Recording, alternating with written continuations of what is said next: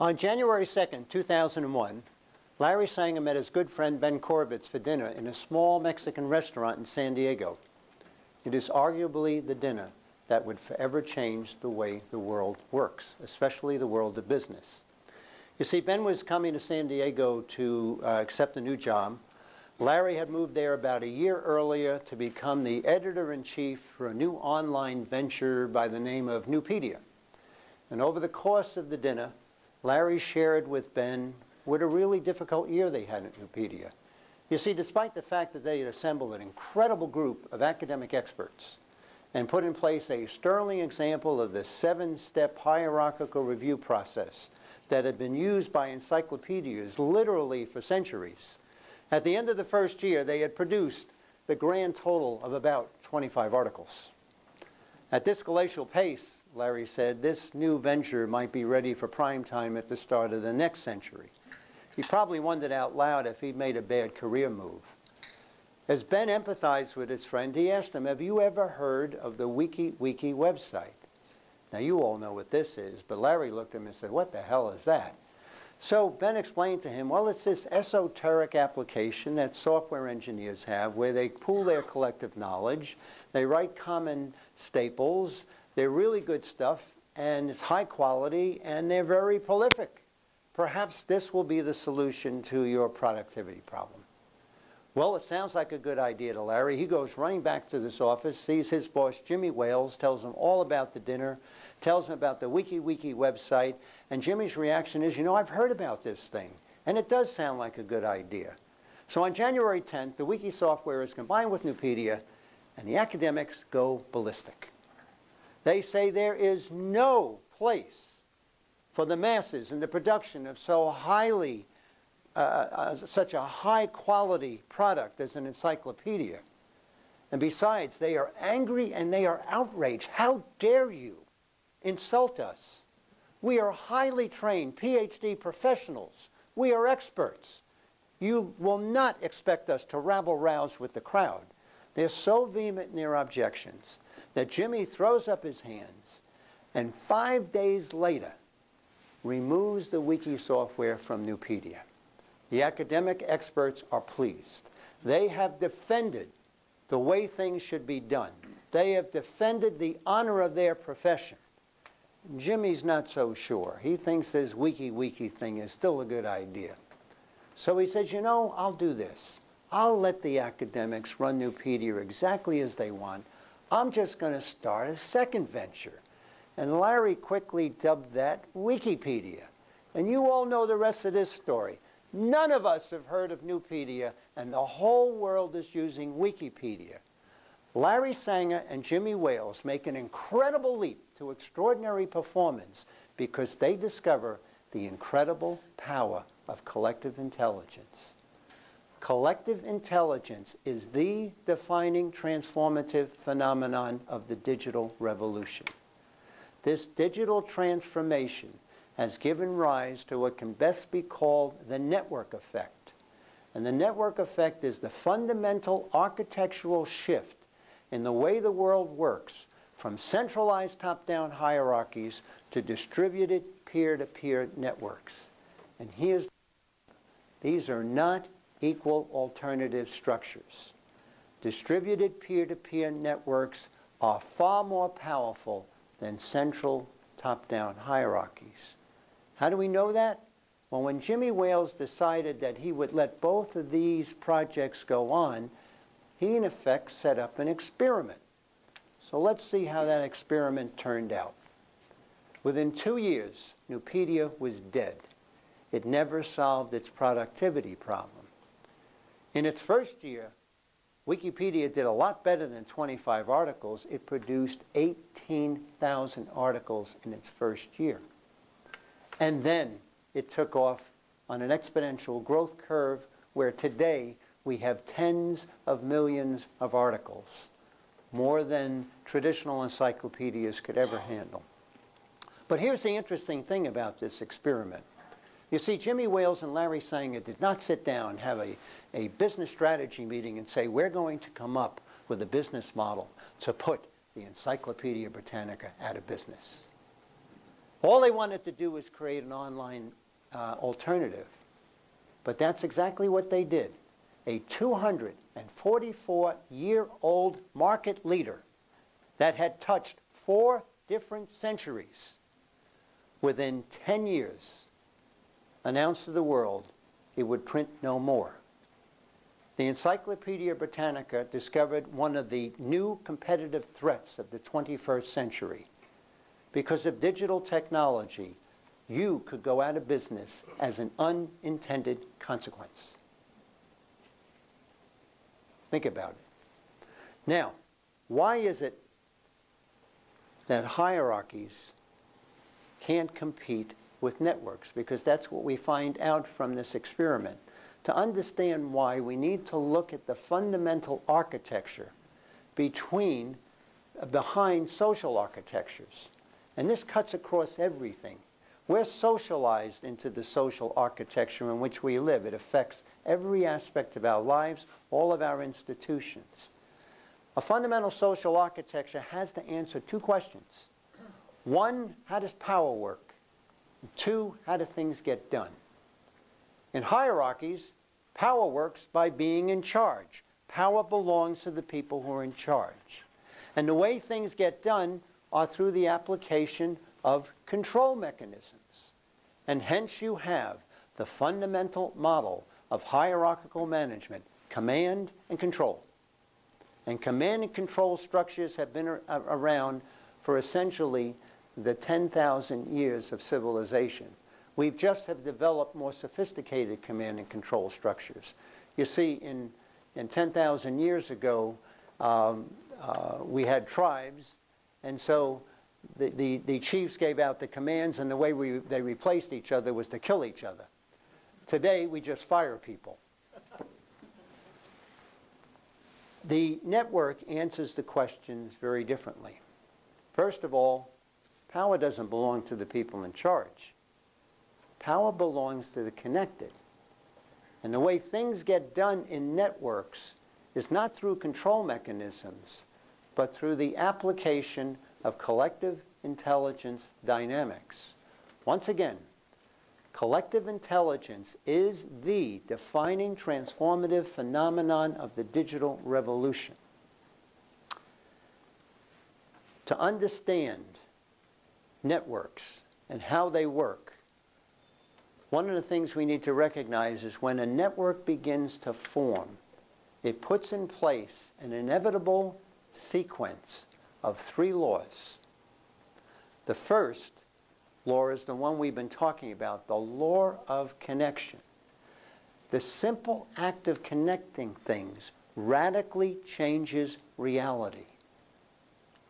If I told you 30 or 40 years ago that someday we're going to have an enterprise that's going to produce an encyclopedia, it will be put together by volunteers without pay and without assignments and be completely self-organized, you would have said, "What are you smoking? I want some of that." Right? None of us could conceive of this because we don't understand.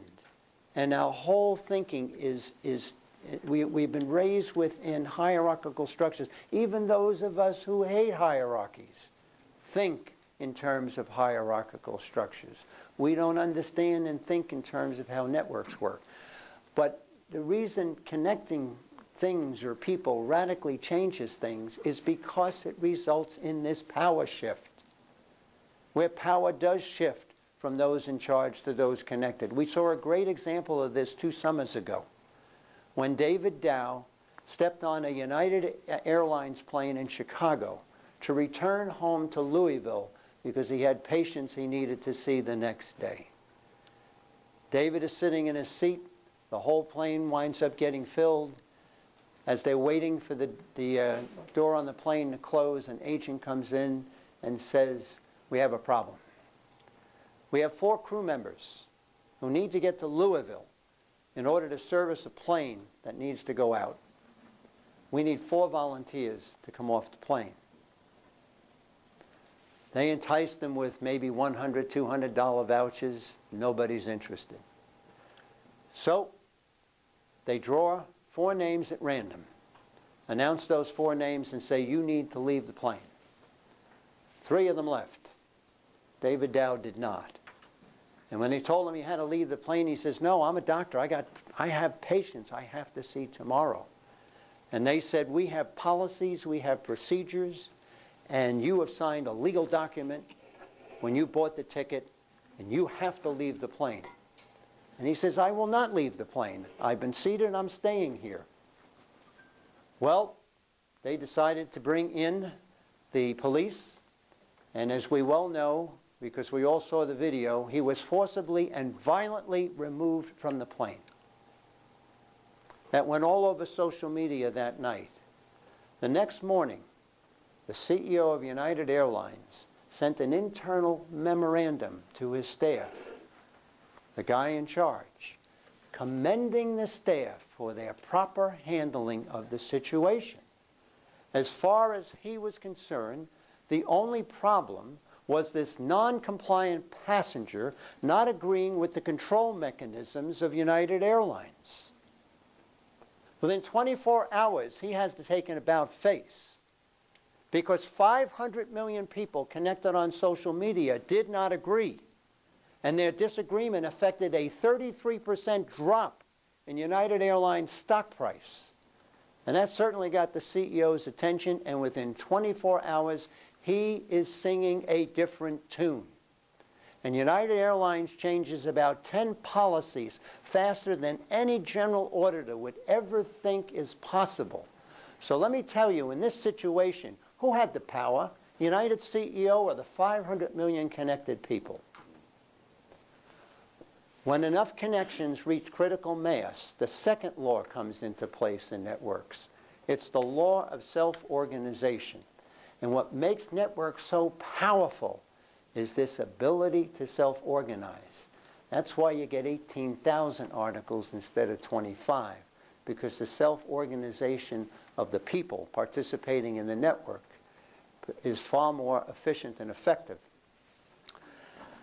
In 2001, Craig Newmark moved to San Francisco to accept a new job. And by his own admission, he's kind of an introvert, one might even say a geeky nerd. And he's single. And he's going to this new city, and he's thinking, how am I going to meet people? I'm really kind of socially shy. So he comes up with this idea. Why don't I start an email list?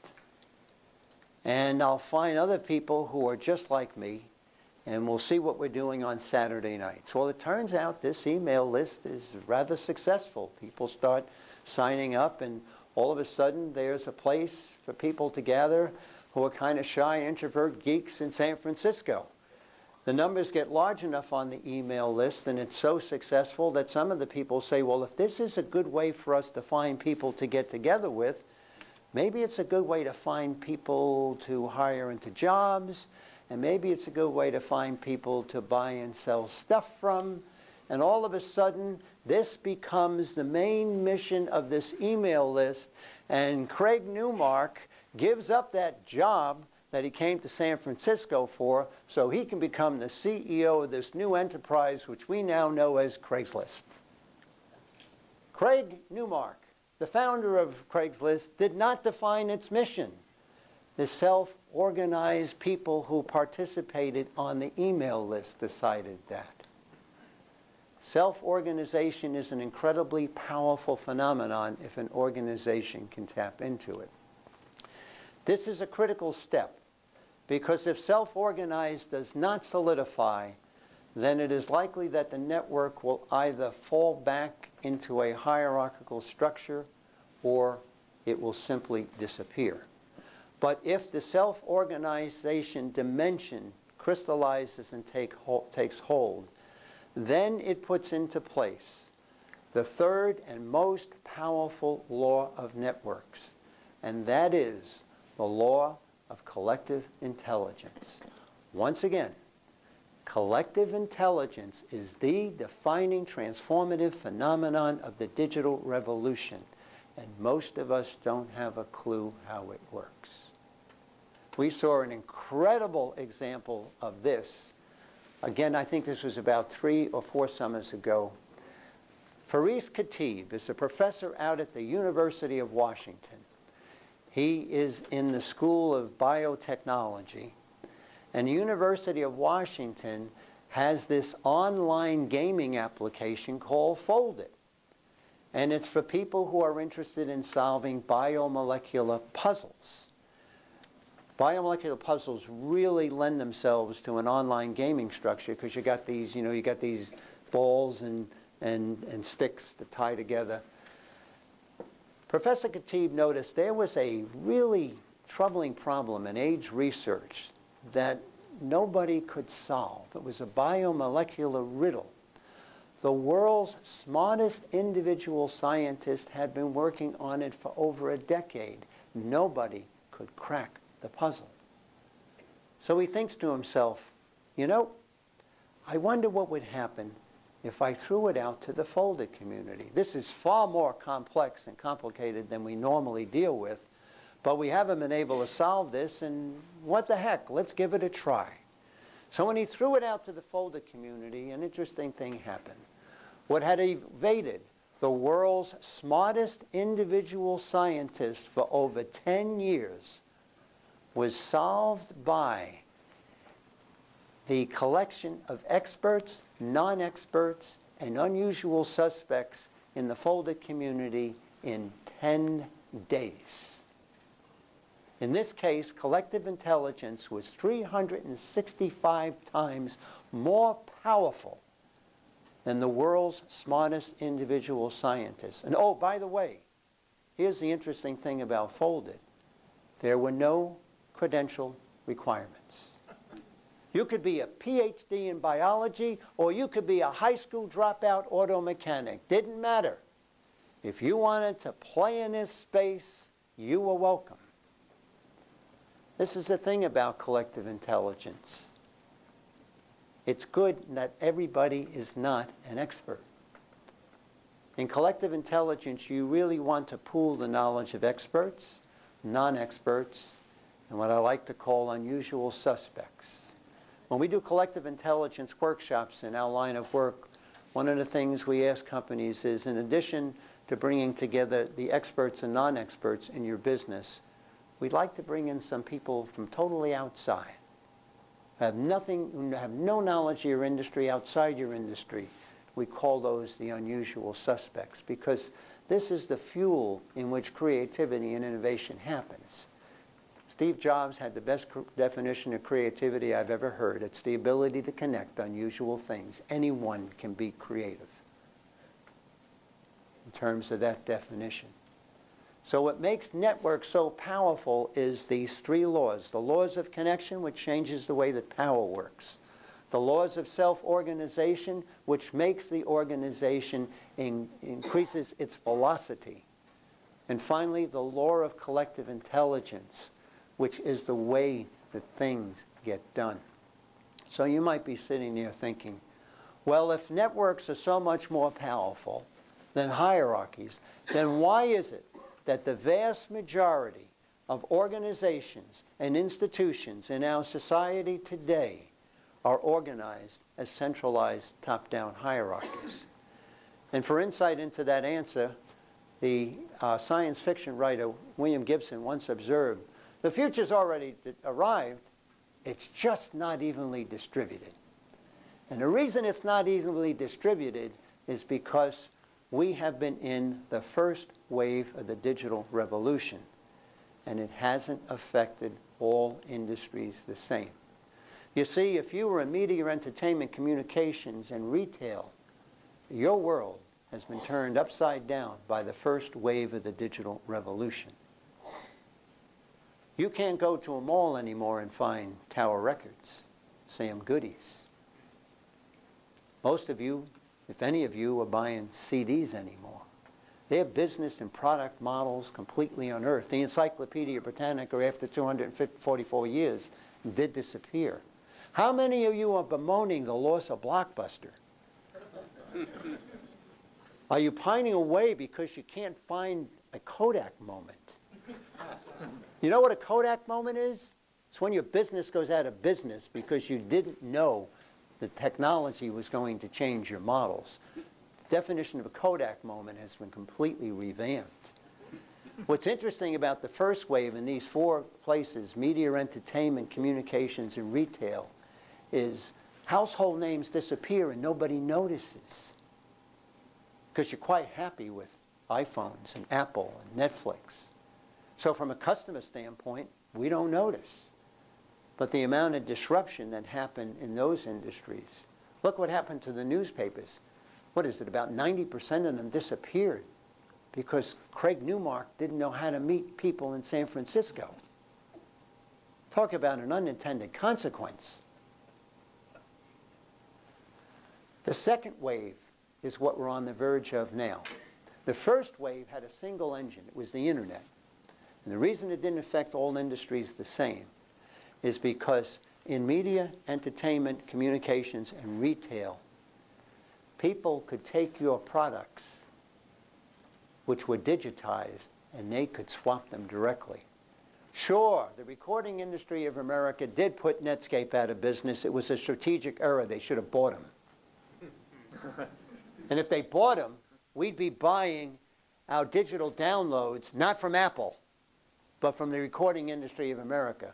It's the other thing. The strategic errors that are made with old mindsets is one of the biggest risks that is facing many companies today. All right?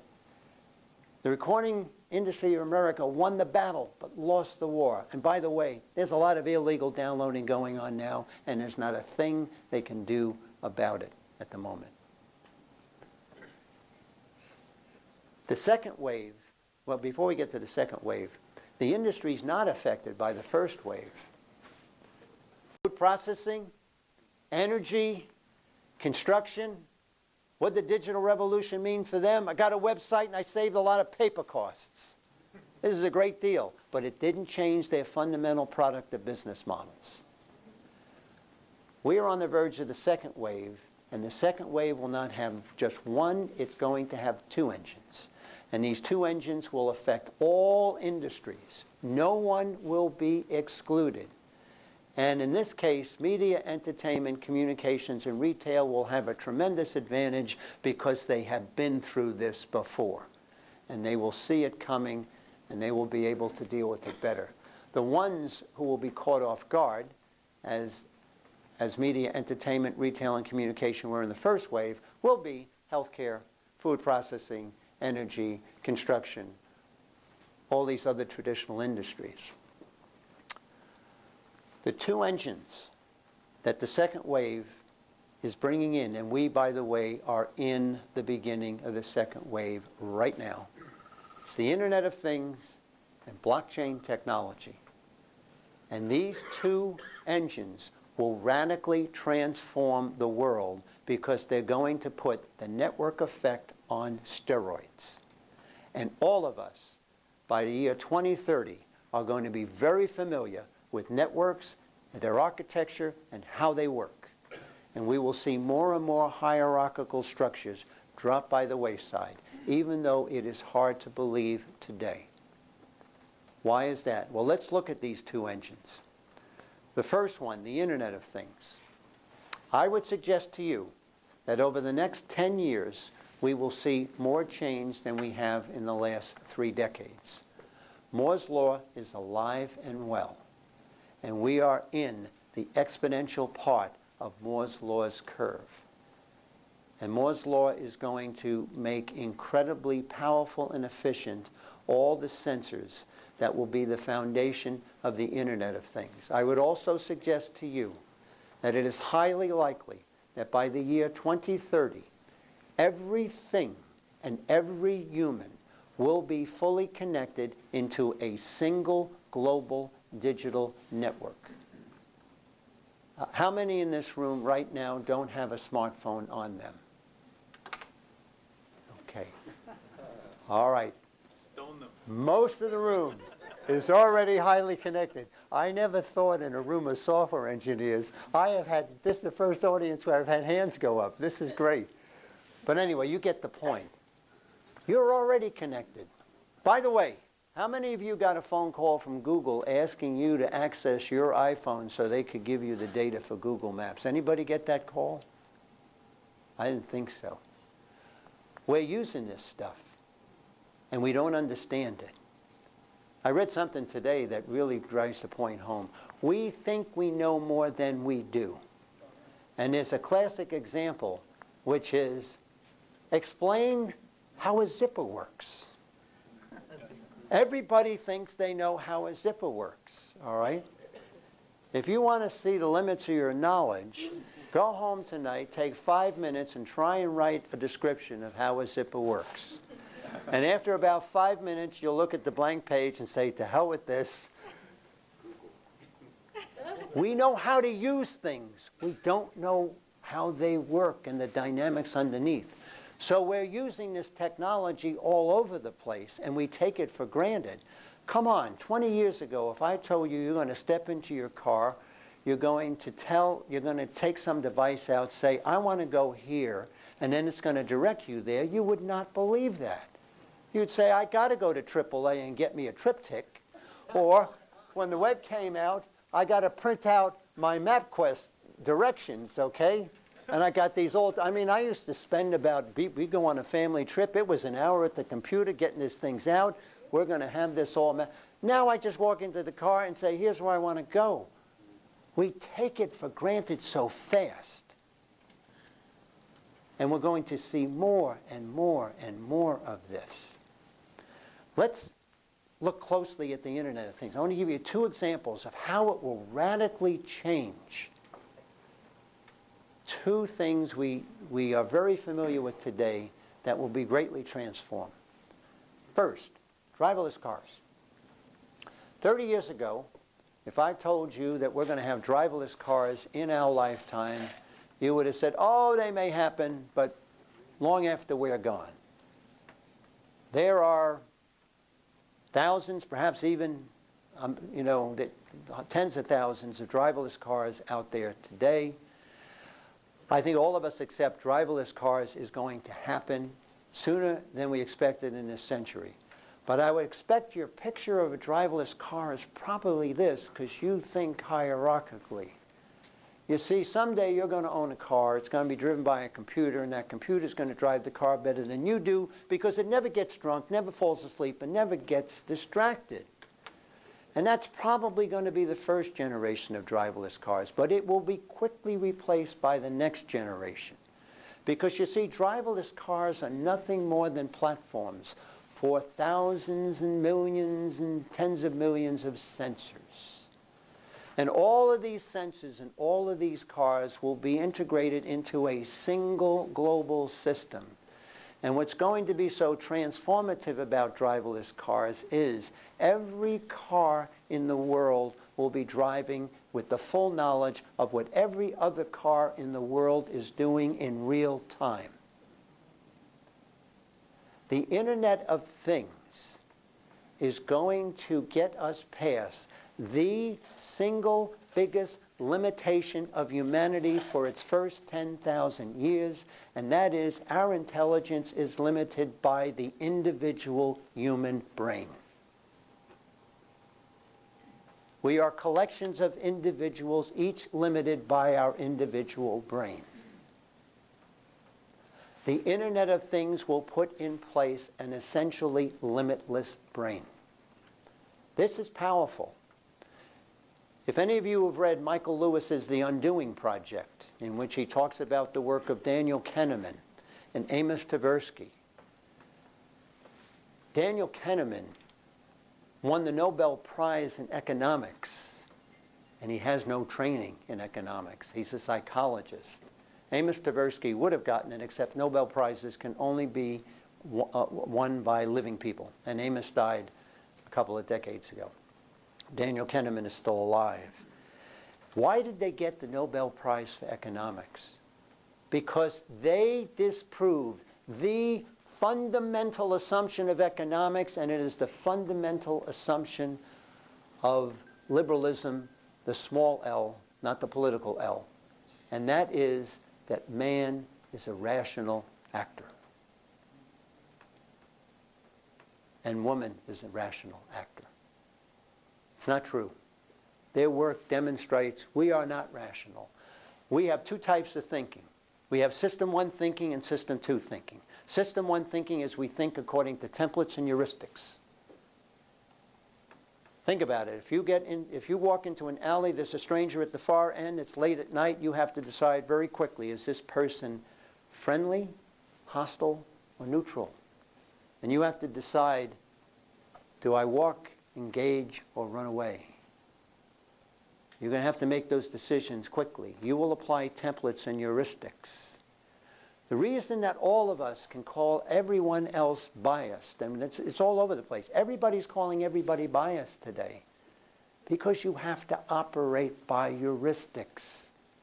The world throws so much information at us that we have to apply heuristics. One of the consequences of heuristics, if they're not properly used, they can lead to biases, which become difficult if they become enculturated across groups of people. But the simple fact of the matter is one of the greatest inventions of humanity is this ability to operate by heuristics. But they don't always work. They're very problematic sometimes in medicine, all right? Because oftentimes the doctor sees something, well, I've seen this many times before, this is probably what it is. That's why we have misdiagnoses. Systems 2 thinking is that slow, deliberate thinking, which is more the basis of research. And so when we apply System 2 thinking, then you're more likely to get an accurate description of reality. But as you're in that dark alley looking at the stranger at the end and got to make that decision, all right, you don't have time to send away for a personality report. Okay? Now, here's what's important about the Internet of Things and this expansion beyond the capacity of the single human brain is we may likely have the capacity in which we will be able to do System 2 thinking at System 1 speeds. And that hope may be out there. I believe that artificial intelligence will be built on an Internet of Things platform, and it will be applied to that. And artificial intelligence is not going to be what the movies tell us, which is the robots are going to rise up against humanity and overtake us because they're more highly intelligent individuals. This is our hierarchical paradigm thinking being applied, that the robots will be individual agents. I would suggest to you that artificial intelligence is more likely to be a collective intelligence system and a collective agency system. And this is important because we need to move out of a world that is driven by individual agency using control mechanisms to a world of collective agency using collective intelligence dynamics. And this is where the second engine comes in, which is blockchain technology. But before we talk about that, I want to give you an example of another industry that will be radically transformed by the Internet of Things. I believe that healthcare will be to the second wave what media was to the first wave, the most transformed industry. And think about it. Our smartest individuals oftentimes become doctors, and I think they are absolutely clueless as to what's coming down the pike, right up there with the executives at the recording industry of America. And are they in for radical transformation? Someday, you may wake up. You'll pick up your iPhone from the side of your bed and you'll get a note. It says, during the night, the Internet of Things system picked up that in your body there was a cellular anomaly, the beginnings of cancer. But don't worry. We see it. We've notified your doctor. We've set up the appointment. You'll think to yourself, I feel fine. But you go into the doctor, and he will say, no, the data that I received, you've got a problem. But don't worry, everything's going to be fine. We're not even going to get to stage 1. We're going to stop this at stage 0. And you're going to think this is great. But the second generation is going to be even better. Because someday you're going to wake up and, well, whatever replaces this will tell you during the night, the Internet of Things picked up a cellular anomaly in your body, and it corrected it. We manipulated your DNA to kill the cancer. Think about it. Everyone in this room, I would suspect, has either perhaps personally or known someone personally who's gotten a diagnosis of cancer. And when you do two things. You find the best damn doctor you can, and then you get down on your knees, and you pray that some force will intercede within your body and arrest this cancer. The Internet of Things holds the possibility that we won't have to get on our knees for that to happen. This will transform healthcare from treatment and illness to health and prevention. Now, if you think about it, you may wonder, is this utopian or is it Orwellian? Because we have a big problem today, a huge problem. The problem is this: we have now taken hacking as just the way things are. We just had the Capital One episode, and behind that was the Equifax episode. Hacking has become a fact of life. This is absolutely unsustainable. I read an article earlier this year. There is a certain medical device that certain cardiac patients have that is connected to the internet, and we now have the capability for somebody to hack in and to kill those people. And if this medicine's going to evolve, we cannot live in a world where individual agency, which has been built into the structure of all of our IT systems from the dawn of IT systems, it is not sustainable and has to change. This is where the second engine of blockchain comes in. Most of us know blockchain because it is the foundation for the cryptocurrency behind Bitcoin, all right? But the real game changer is not necessarily the creation of cryptocurrency. And by the way, that is a game changer. We'll talk about that in a little bit. But it's the architecture underneath. Because you see, at the heart of blockchain is this simple fact: no single agent can affect an action. You can only have an action through collective agency. Now, blockchain is a real big paradigm shift architecturally. I would think in this audience there are some people in here who are probably somewhat familiar with it, but I'm suspecting that others are not. And so what I'd like to do is to go through a thought experiment that I will admit right from the start is an oversimplification, but it will give you a sense of how radically different blockchain is as a processing architecture. So in this thought experiment, I would like you to imagine that instead of being in this meeting room, we are at an auction of an estate. And at this estate auction, there will be many, many articles that will be auctioned today. And you are here for the express purpose of bidding on a particular painting that you're very interested in. You've got a budget of $2,000.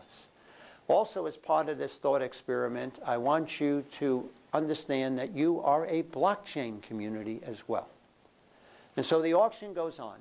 Finally, the painting comes up, and you start bidding on it, and after a while, it's just you and another person who now are in the bid.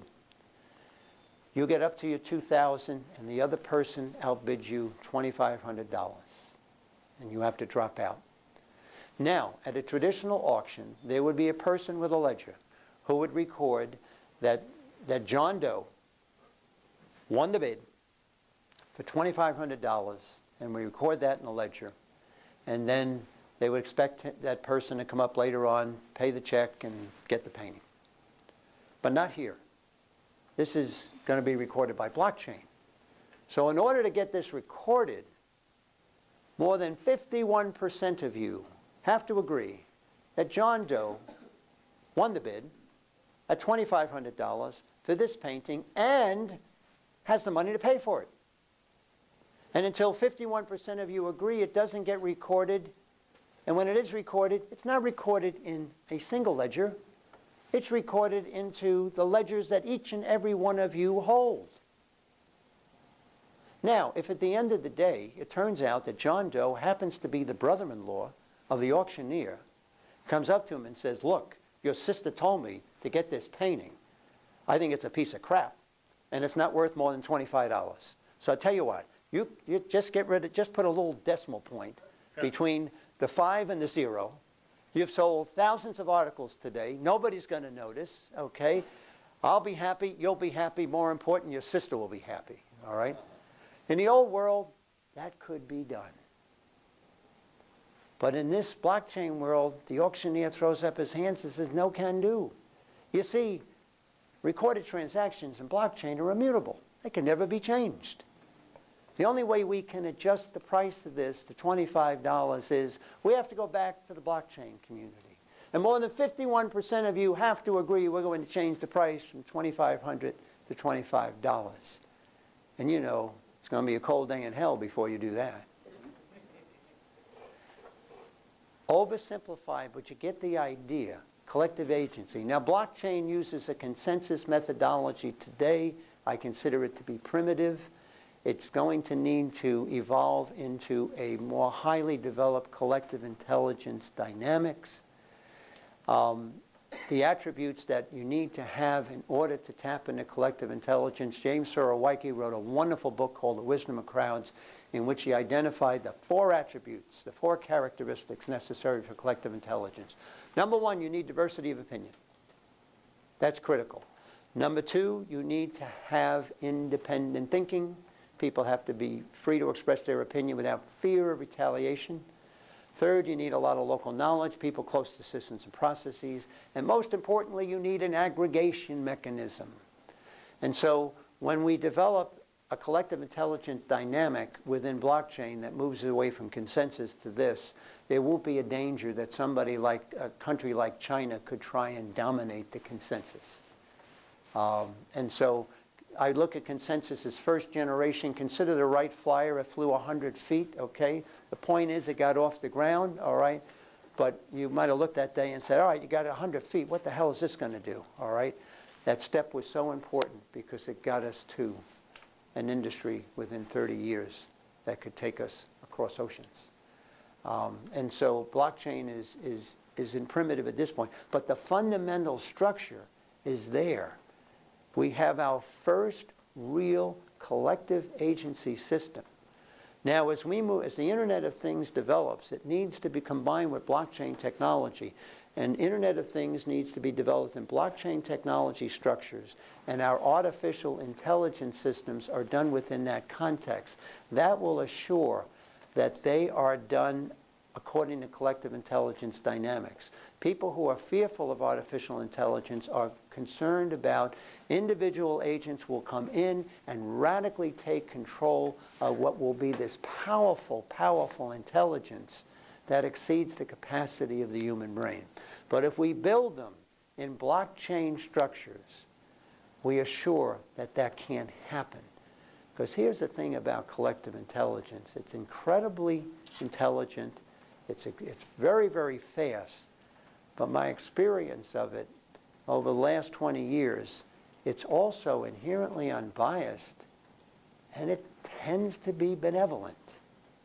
When you get the best of everybody's ideas. We don't have those structures today, because hierarchies, we process information by debating. Collective intelligence processes information by bringing the best of everyone's thinking. One of the things I do with companies are collective intelligence workshops, and it blows people's mind, because I'll go in and say, give me your biggest problem.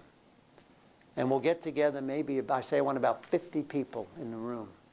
And I'll give them a bunch of Post-its. And here's what we do. It takes 45 minutes to do this. With the Post-its, I'll tell them, write down your ideas on what we need to do to solve this problem. Then I have them put all the Post-its on a wall. Without combining anything, we do dot voting. Okay, people say, well, we got to combine the thing. Don't worry. People figure it out. We get the top 12 items, and when 2 items are the same, people figure it out. And then I give them a second set of dots and say, all right, vote these dots, and you come up with the top 4. And time after time, people look and go, wow, that top 4 is a great solution. It's all right there. And I'll turn to them and say, well, look what just happened. You processed 250 ideas, got down to a mid-level of 12, got to a final 4, and you didn't have a word of discussion. Collective intelligence already exists. It's like the cloud, not in the internet sense, in the old traditional physical sense, all right? just holding all this rain up there. It already exists. What we don't have are the processes to tap into it. When you are limited by the individual brain, persuasion is very important in terms of getting things done. Why? Because we have to get all these individual brains into agreement before we can do anything. If you have the capacity to tap into structures that are not limited by the individual human brain, you get into an entirely new dimension of intelligence. And it's funny, even though I demonstrate this to companies, they still don't get it, because it is such a paradigm shift in our mindsets. We're still ingrained in the ideas power is about being in charge and things get done through control mechanisms. We still think intelligence is essentially a phenomenon of the individual. The highest form of human intelligence is collective intelligence. What the digital revolution is doing is giving us the technology for the first time in human history where we can tap into this incredible, powerful asset.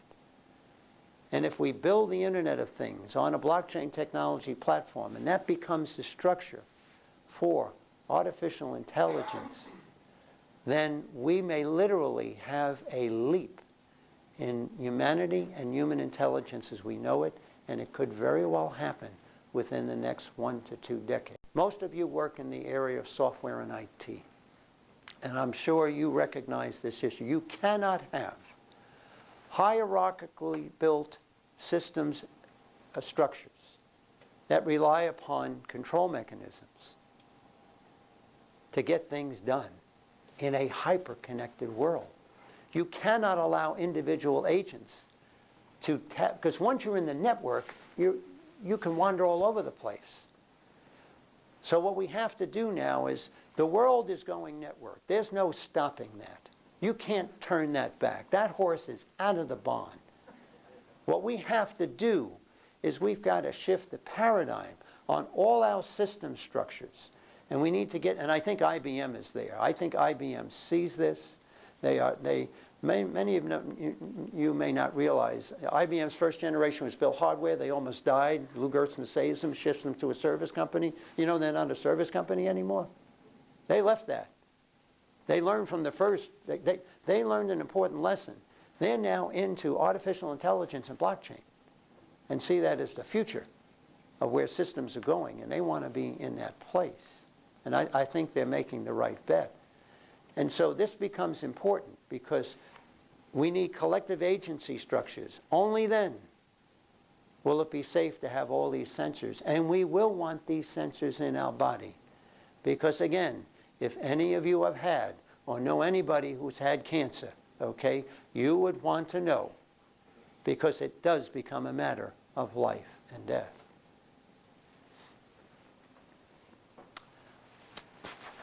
I'd like to leave you with 2 quotes as we finish this up. The first is from Joshua Cooper Ramos. He has written an excellent book called The Seventh Sense. So if you want to understand networks, this is a good primer to start with. And I think the most important quote in his book is this: we are at a very primitive point in our understanding of networks. We're going to have to learn real fast, because this is the fundamental structure of the world. The second quote is from Eric Teller, and he's the CEO of Google's R&D unit. And his observation was this: somewhere around 2004, for the first time in the history of human civilization, the pace of technological change exceeded the ability for most individuals to absorb it. The reason collective intelligence is the defining transformative phenomenon of the digital revolution, and the reason it's so important, is because it is the only way that we as humans will be able to process at the pace of change. Now for my favorite part, the Q&A.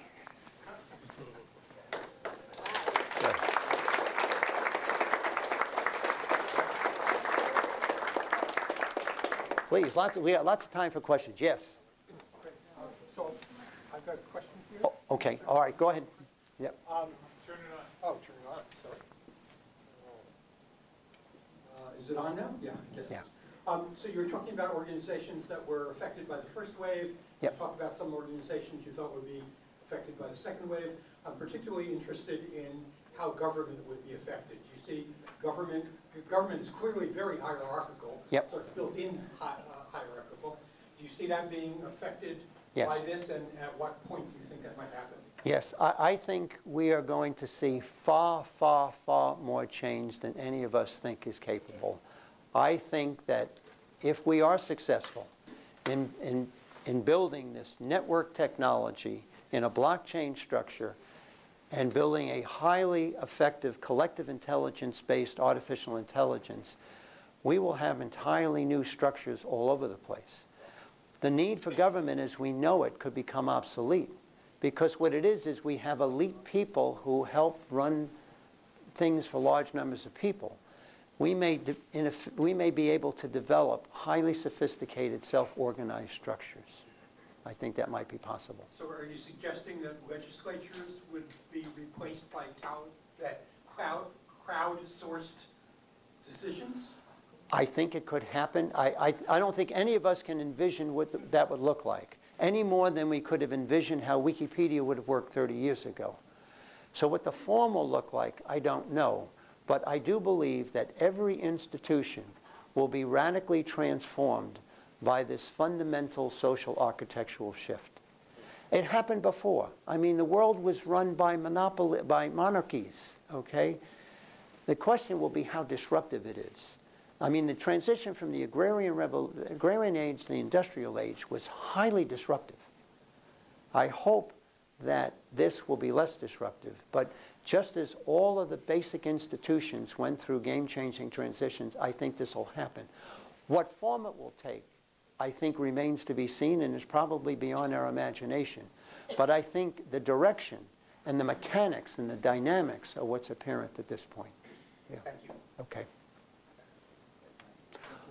You know what? Yes, go ahead. With all this increase in connectivity, what's your guess for what will happen in the area of privacy? Good question. This is another thing about blockchain. It handles the paradox. It's highly transparent and highly private.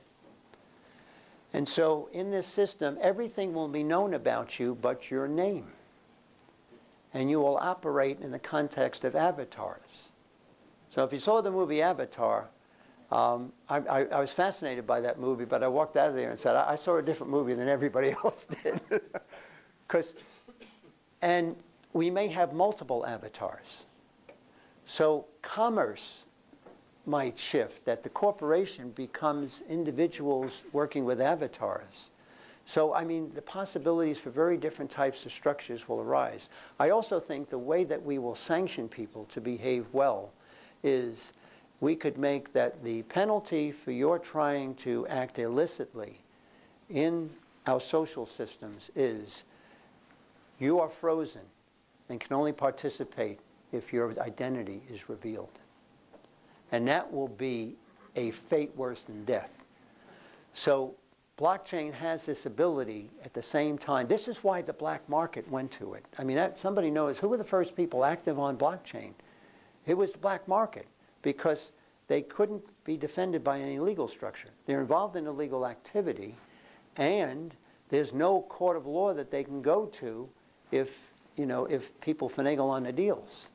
And so blockchain was perfect because it assured that everything was in place, the identity of the people was preserved, and the transactions occurred. Now, I'll admit, I don't fully understand how this works because I'm not a specialist, I'm more of a generalist. I do know that these attributes are there, and they're there in primitive ways, and we'll be able to expand them.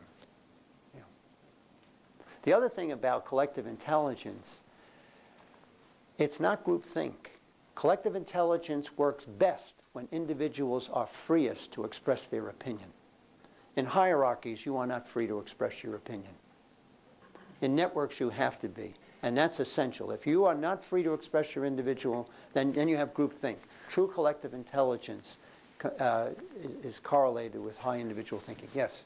Yeah, following that up, I was thinking privacy, but I was also thinking of security and your comment about the unsustainability of hacking. Would you elaborate on that, please?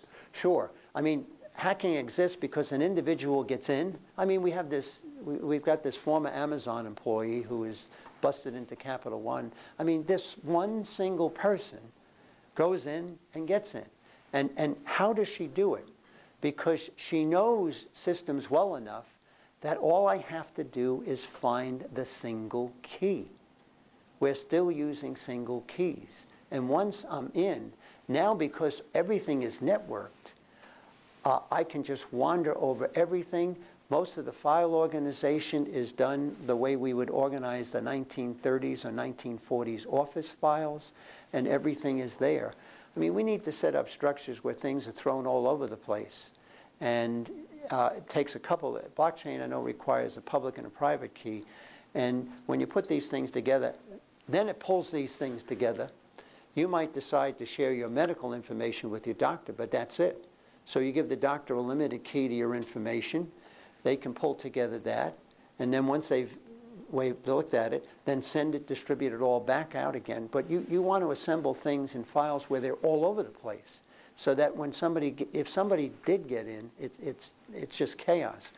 But if you use the collective agency that's inherent in blockchain, then this Amazon employee could have never gotten into Capital One, because no single agent can affect an action. This is game changing, because we've just been socialized into individual action. The idea that we shift out of that, but I think it's essential. Yeah. You did comment that the bad guys are using the blockchain. That also gives them a lot more power too in our various agencies, the CIA, NSA, et cetera, Yeah. They don't like that. How do you see the government or some agent, addressing that, looking for backdoors and enforcing things? I think they'll resist like hell. But I think they'll be about as successful as the music executives were. I mean, networks are more powerful. But the other thing is, I think if we do get true collective intelligence dynamics in, it's going to be hard to do illegal behavior. Another thing about blockchain is it's got this characteristic called smart contract, which means you put the contract in there and it becomes impossible to violate the terms. And transactions, I think the construction industry should be on top of this, because they have tremendous delays in payment, all right? They have a high proportion of their workforce, some of whom will go to paydays for their checks. Well, someday the workforce may say, I don't want to be paid in cash. I want you to pay me in cryptocurrency, because I know that there are people who are working on blockchain applications now that will equate cryptocurrency and translate it to cash. So, for people who don't have access to the normal financial system, this would be great. Pay me in cryptocurrency. I pay it in cash, and I don't have to, pay the corner financial institution. That's the only one I'm able to get into. This could be a tremendous boon for people in those circumstances. So I think it holds a tremendous promise. And what happens is trust gets built into the system, and you don't need all these intermediaries. Yeah. While we're on the subject of cryptocurrency, I should mention, we have another problem in addition to the hacking. We have another problem in that the digital revolution has created whole new stocks of economic value for which our accounting and our economic systems cannot calculate or distribute. And most technology companies are feudal enterprises. The people making money in Google are the owners and the stockholders. What would happen to Google if every one of us stopped using it? It would be worthless. We are the workers. We are creating the value, and we are not getting paid. It isn't that Larry Page and Sergey Brin are mean people. We don't have the structures to do it. Blockchain holds the promise. Google is likely to get replaced as follows. Somebody's going to come up with a search engine just as good as theirs. And they'll come up with an AI algorithm that will be able to calculate your value. Remember, we're beyond the limitations of the human brain. and say, we'll pay you in cryptocurrency if you search here. The whole world will shift from Google to that search engine in a heartbeat if their search results are just as good. And Google would have to. Now, cryptocurrency, if you think, I don't know about that, governments will hate it. We're all familiar with cryptocurrency. We've all been participating in a primitive form of it for years. It's called frequent traveler points. Think about it. It's an alternative currency created by the airlines and hotels. Today, you don't just get airlines and hotel rooms with it. You can buy anything with it. It's just a primitive form of cryptocurrency. We're already familiar with it. The future's already arrived. It's just not evenly distributed. Okay, yes? I want to go back to, in the first part of your talk, when you were talking about command and control versus Yep. the group and so forth. A lot of the examples you gave are Wikipedia, Craigslist, where either the work done is voluntary or it's many people doing it for a very small amount. Yeah. Yet a large part of our economy and most of our lives is compensation, where it's been traditional to have a person higher in the hierarchy make judgments on our value and what we're contributing and set our compensation. It Right. seems like there are certainly more areas where the voluntary and or very small payments could take over, but yet it would seem there's a vast part of the economy where that doesn't seem to be workable, because for various reasons somebody has to make decisions about resource allocation Right. and compensation on a large scale. Right. Are we going to be sort of in two different worlds, or how far can you go Yep. with the voluntary Okay. and small payments? I think we'll be in two different worlds for a while, but I think we'll go to the network world. And this is an example, I spoke a couple years ago. This was an example I had in the other speech, and this is a good question. There is a company on the planet today, 60 years old, 10,000 people, 30 countries around the world, $3 billion in revenue. There are no bosses, and there haven't been for 60 years. Completely self-organized company. You know their product well, the makers of Gore-Tex. All right? It is possible to have a huge enterprise in which nobody makes centralized decisions. We have a hard time grasping it because it doesn't fit the socialized mindset we're raised in. We think power is about being in charge. How will anything get done if nobody's in charge? I love Gore and Associates because it's a 60-year proof it can work. They're not the only one. Morningstar, exactly right. They've been around since the 1970s. What's interesting about both those companies, they were born that way. I don't think a traditional company can shift to it, and I would not recommend they do. But I think the future of companies is there. I think to some extent, and I wrote about this in Wiki Management, the leaders, Google, Amazon, have large aspects of network structure. They're not perfect, but they are more networked than they are hierarchical, which is why they are so able to innovate rapidly. Hierarchies can't innovate. They are inherently designed for preservation. They're the perfect model when sustainable competitive advantage is about maintaining a business or product model for 40 years. But today, the only sustainable competitive advantage is the ability to evolve your company from generations of products and business models, because they last about 7 years. If you can't do it, that's how long your company will last. If you want to last for 100 years, you're going to have to go through probably 10 to 12 generations. And you'll look nothing like you were. If Kodak had this capability, they should have invented the iPhone. And they could have. The engineering capability was there.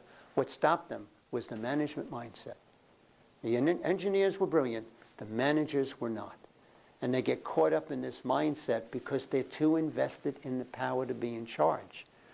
The reason Google and Amazon and Microsoft, the new Microsoft, especially under the current CEO, I think are well positioned, is because they have created structures that are designed for change. And they don't accept the preservation of the status quo. So, yeah. Yes? Thank you for your presentations. It's just been compelling and thought-provoking. Okay. So I work in healthcare currently, All right. I used to, so. Yeah, and I love that. When you said that, I was right there with you. Obviously, a lot of the work we do is driven by regulatory Yes. requirements, regulatory bodies. We talked about the government and how that could change. How, as we look at this new structure, where are the regulatory bodies and regulation, how would that fit within it? That's a good question. They're going to fight this like hell, okay? And they're going to lose because we will push for it. It's a matter of life and death, okay? We are not going to accept death because the regulators want to preserve their power, all right? No more than we would accept CDs, okay?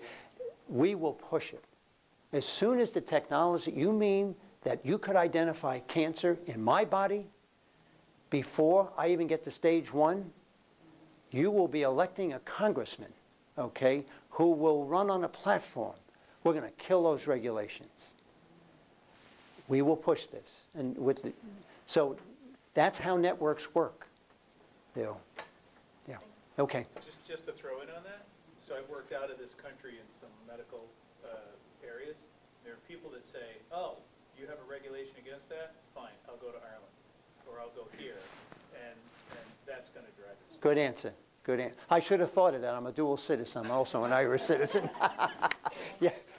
You're next. Yes. Why is it, or is it, inevitable that the Internet of Things will be built on blockchain technology? Because we can't allow individual agency to go on. It is just unsustainable. I also think, too, because there's tremendous effort going into blockchain development that is just under the radar. And once it reaches a critical mass, and the technology becomes workable, it will be, think about it. This didn't exist 12 years ago. And no single invention has probably transformed the world more than this, because this is what really connected us.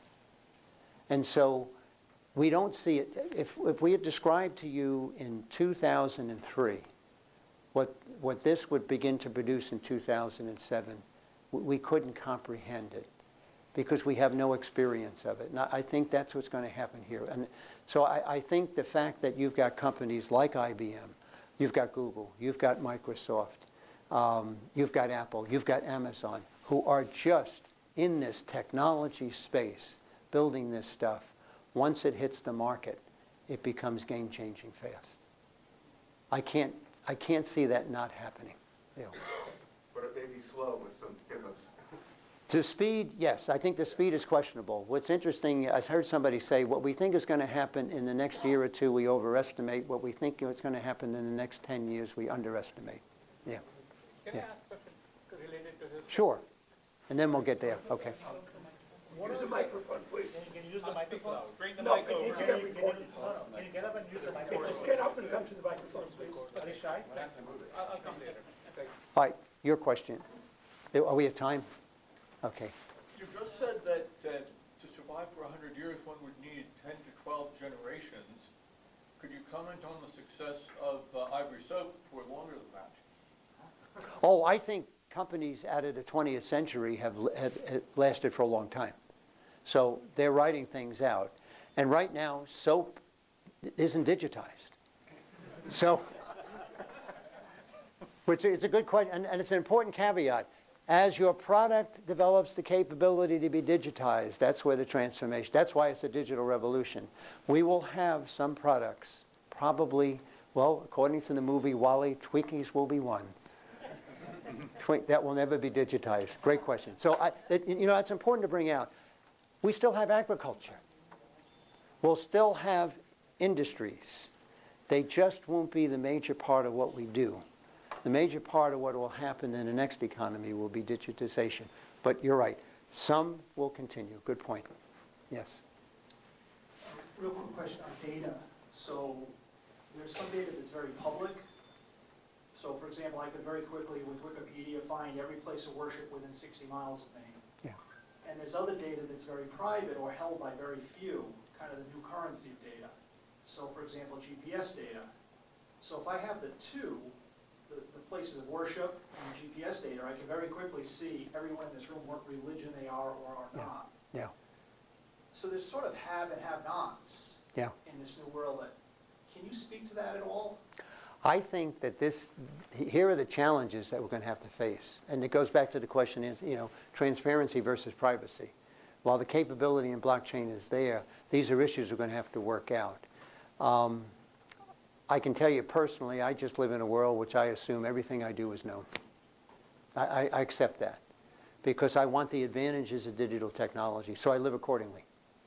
But I assume there isn't anything that I do that, because I want the advantages of that. But other people may choose differently, and so these are some of the issues that we'll have to work out as we go through this. Every new technology brings with it new social questions, and these will be the questions we'll have to handle. The point is, we're not going to freeze and say we're not going to do it. And so we're going to have to deal with the questions. Now, I think if we deal with the questions within the context of a tool like artificial intelligence that's based on a collective intelligence system, you're bringing that 365 times more intelligence to it. And I think we'll begin to solve problems not through social debate anymore, but through the ability to mine the best of all of our thinking and to bring that forward. When I do collective intelligence workshops, I can't tell you how many times people write on the evaluations, what we did today is something none of us could have done alone. And they're always amazed at how fast we got to solutions and how we did it with very little ire. So I've seen this happen in the context of hotel rooms, all right? But we're applying methodologies that are completely foreign, totally foreign to how organizations work. The most dysfunctional room that you have in your company is the meeting room. The one with the table with the chairs around it. That is the most primitive form of humanly processing face-to-face information. And that is the fundamental way in which senior leadership teams work. Well, is Yeah. that not collective agency, though, getting people together? No, you need an aggregation mechanism. So it isn't just getting diversity of opinion, independent thinking, or local knowledge. You may have that around the table. I would question whether you have independent thinking. I don't think there's independent thinking in a hierarchical structure. It's rare rather than common. But there's no aggregation mechanism. The aggregation mechanism is critical. That's what Google has, okay? And so when we go into companies, the aggregation mechanisms are things like Post-its and dots and, things like that. Or we have discipline one person at a time. Or put your ideas on paper and then we'll disassociate them from people. So we get rid of the power structure and just deal with the ideas. So these are techniques that facilitators do. I mean, the best meetings you typically have is you bring in an outside facilitator, say that was a great meeting, and then you go back and you go to this conference table, business as usual. What we did when I was in the Blues is we said the best meetings are when we bring the facilitators in. Let's turn the leaders into facilitators. And let's have best meetings all the time and not pay anybody to do it. And it worked. But it is very foreign because it's very uncomfortable. And most leaders don't. If you hold a meeting like that, when I was the chief executive of Blue Cross Blue Shield FEP, I knew that my power came from connectivity, not being in charge. And so when I would lead the sessions of collective intelligence, I was the highest ranking person in the room and the only one who never expressed his opinion. Because I got to the point, my opinion doesn't matter. Why would I substitute my knowledge for the collective intelligence of these people? This is a powerful tool. And then I'll just get ahead of that. And the board loved it. Okay? But you've got to give up this notion, I'm in charge, and I run things by control. If my job is to expand the knowledge and the connectivity of everybody and drive self-organization, I create a powerful organization, but not necessarily a powerful individual. But then again, the most powerful individuals are those who lead powerful organizations. Powerful individuals don't make powerful organizations. Yeah. Thank you. All right. Yes. We have time for one more question. This is going to be the speed round. 60 seconds to ask and answer the question. Yes. Starting now, go. Okay. Okay, Stuff. what's the first blockchain-based app that you think we're going to see? That's one question. And the second one is, what company, besides the 5 big names you mentioned, like Microsoft, others, Yeah. who's really leading in this blockchain apps? Credit card companies. Credit card companies. They got a multi-billion-dollar problem. So that's where the apps. They're working on it now. Yeah. Is there any specific blockchain company that you can mention? Ethereum in Brooklyn. What was the name? Ethereum, their main U.S. office is in Brooklyn. That's it. Yep. Thank you. Wow, We- cool. Okay. Now, All thank right. you, Thank Rob. Thank you All very right. much. Thank you. Okay.